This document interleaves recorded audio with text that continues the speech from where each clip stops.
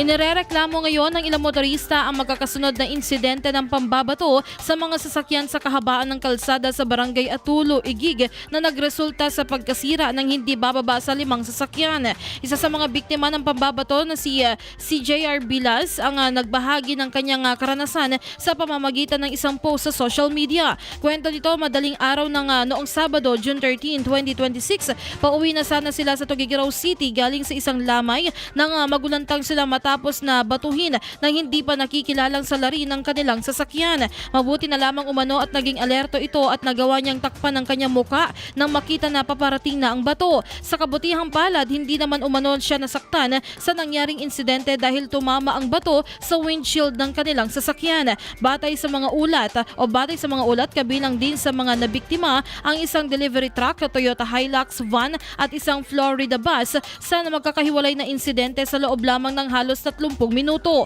Agad namang nagsagawa ng investigasyon ang Igig Municipal Police Station kasama ang mga opisyal ng Barangay Atulo. Bagamat wala pang naaarestong sospek, sinabi ng pulisya na mayroon na silang natukoy na mga personalidad na posibleng sangkot sa insidente. Patuloy na nakikipag-ugnayan ang mga otoridad sa mga biktima upang makakalap ng karagdagang ebidensya habang pinaigting ang investigasyon upang matukoy at mapanagot ang nasa likod ng mga insidente.